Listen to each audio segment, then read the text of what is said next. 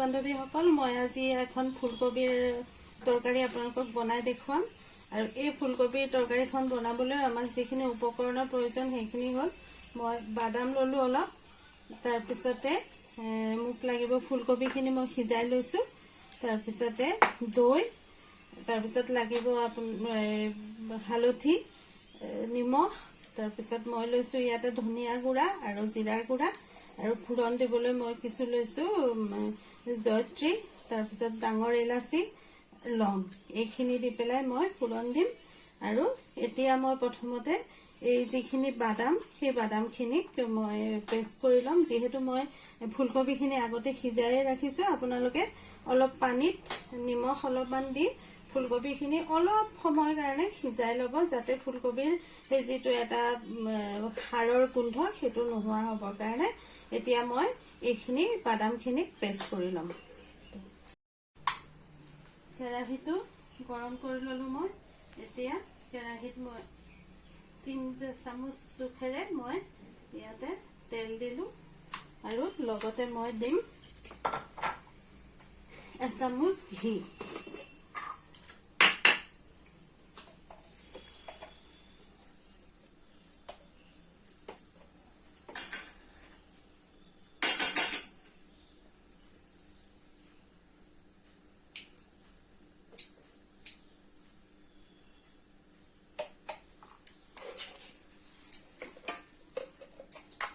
এতিয়া এইখিনি তেলে ঘিয়ে যেতিয়া মোৰ গৰম হৈ আহিব, তেতিয়া মই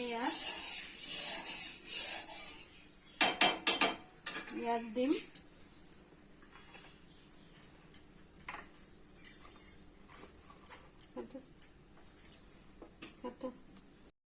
মোৰ তেলখিনি গৰম হৈ আহিল। এতিয়া মই ইয়াতে দুখিলা তেজপাত দিম,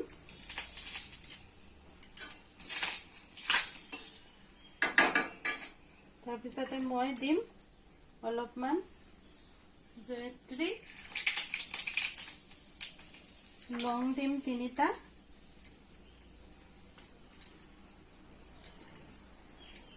আৰু এটা মই ডাঙৰ ইলাচি দিছোঁ, আপোনালোকে সৰু ইলাচি দিলেও দিব পাৰে। এইখিনি গৰম হৈ অহাত মই এতিয়া ইয়াতে ফুলকবিখিনি মই এতিয়া ফুলকবিখিনি অলপমান ভাজি ল'ম।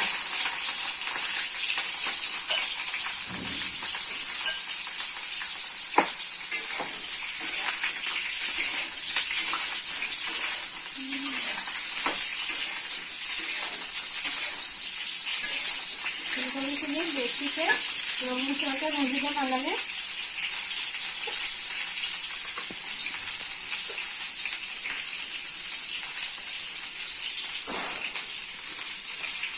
নিমখ দিলোঁ, হালধি পাউডাৰ দিলোঁ, এতিয়া মই এইখিনি সামান্য ভাজি ল'ম।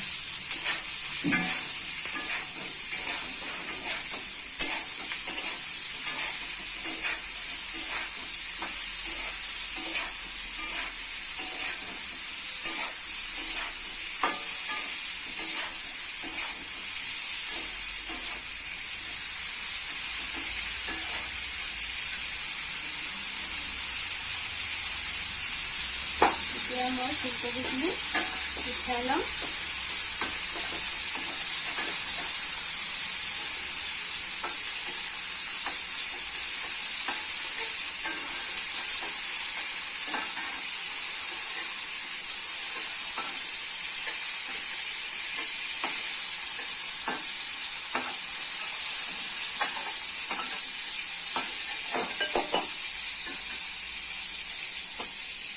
যিহেতু মোৰ কেৰাহীটোত তেল আছেই, সেইকাৰণে মই আৰু অকণমান ঘি দিলোঁ।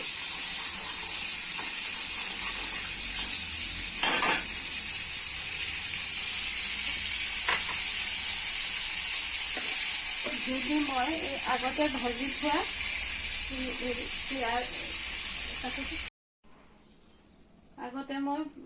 থোৱা তেজপাত, ইলাচি এইখিনি মই দি দিলোঁ কেৰাহীত।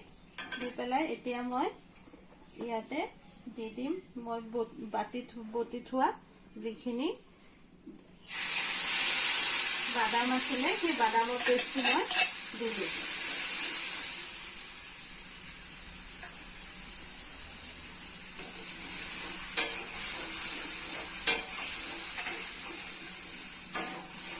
বাদামৰ পেষ্টটো দি মই ইয়াতে দিম ধনিয়া গুড়ি আৰু মই দিলো ইয়াতে জিৰা গুড়ি। এইখিনি আকৌ অলপ মই লৰাই ল'ম। লৰাই মই ইয়াতে দিম এতিয়া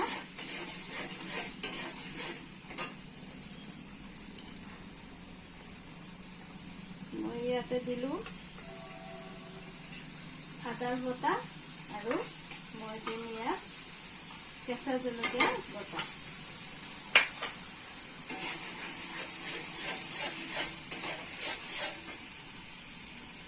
আপোনালোকে এইখিনি যেতিয়া বনাব তেতিয়া গেছৰ ফ্লেমটো লো কৰি ল'ব, নহ'লে তলত ধৰিব পাৰে। এবাৰ মই ইয়াতে ব্যৱহাৰ কৰিম হালধি গুড়া আৰু মই ব্যৱহাৰ কৰিম ইয়াত নিমখ। যিহেতু আগতে মই অলপ নিমখ দি থৈছোঁ ভাজোতে ফুলকবিখিনি, সেইকাৰণে মই এতিয়া ইয়াত অলপ কমাই দিম। বা আপোনালোকে আপোনালোকৰ সোৱাদ অনুসৰি ইয়াতে নিমখটো ব্যৱহাৰ কৰিব বা জলকীয়াটো তেনেকৈ সোৱাদ অনুসৰি ব্যৱহাৰ কৰিব।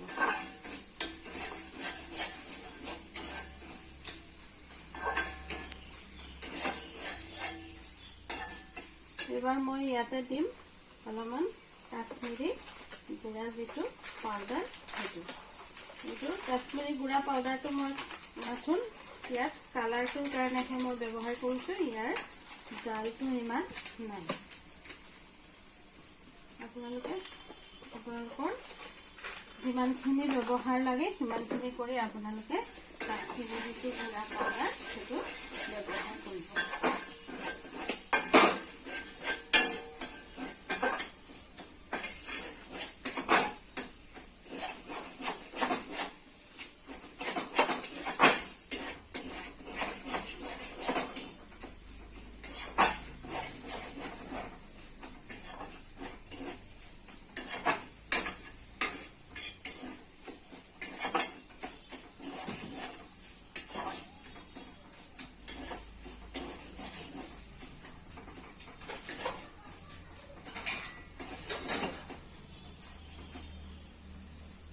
এতিয়া মই ইয়াতে ব্যৱহাৰ কৰিম 4 চামুচ দৈ।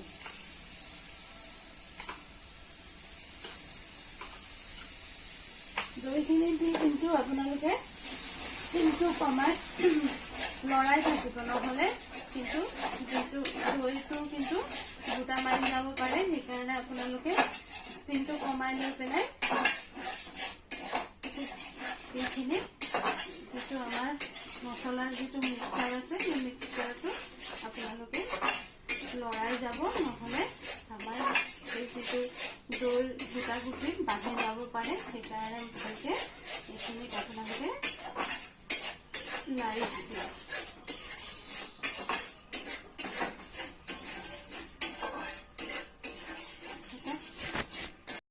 এতিয়া মোৰ এই মছলা যিখিনি মই ব্যৱহাৰ কৰিছিলোঁ সেই মছলাখিনি প্ৰায় তেলটো তাৰ পৰা এৰি আহিছে। এতিয়া তেলটো তাৰ পৰা এৰি আহিব মছলাখিনিত। এতিয়া আমি লাহে লাহে এই যিখিনি আমাৰ ফুলকবি সেই ফুলকবিখিনি ইয়াতে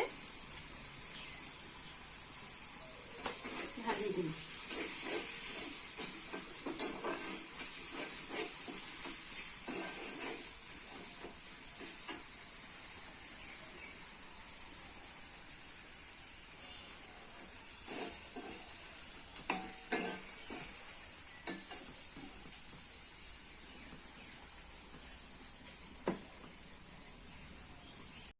এতিয়া ফুলকবিখিনি মই ইয়াতে দি দিলোঁ।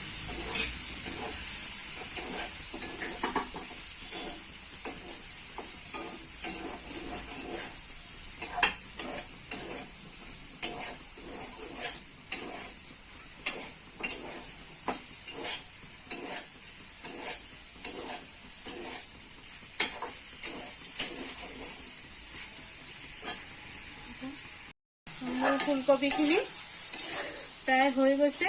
এই ফুলকবিৰ গাৰ পৰা তেলখিনি আঁতৰিছে। এতিয়া মই ইয়াতে গৰম পানী ব্যৱহাৰ কৰিম। সদায় আপোনালোকেও ৰান্ধোতে গৰম পানী ব্যৱহাৰ কৰিব। গৰম পানীটো ব্যৱহাৰ কৰিলে আমাৰ যিখন তৰকাৰী হ'ব সেইখনৰ সোৱাদটো ভাল হয়। তেতিয়া পানী পানী তৰকাৰীখন নালাগে।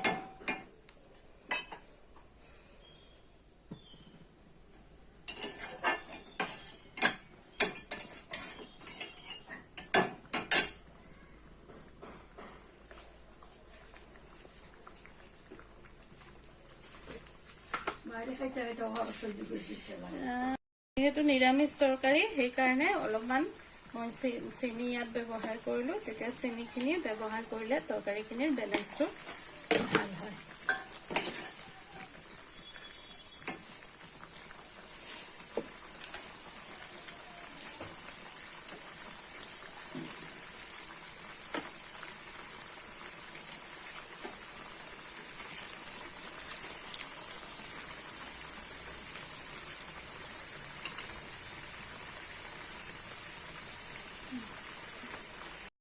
এতিয়া মই ইয়াতে গৰম মছলা ব্যৱহাৰ কৰিলো।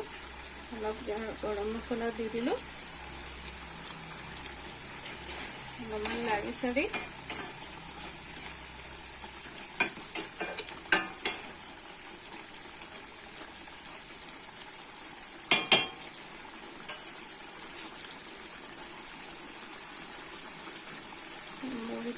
ফুলকবিৰ তৰকাৰী ৰেডি হৈ গ'ল। এয়া মোৰ ফুলকবিৰ তৰকাৰী সম্পূৰ্ণ হৈ গ'ল। আপোনালোকৰ যদি ভাল লাগিছে চাই তেনেহ'লে আপোনালোকে ঘৰত বনাব।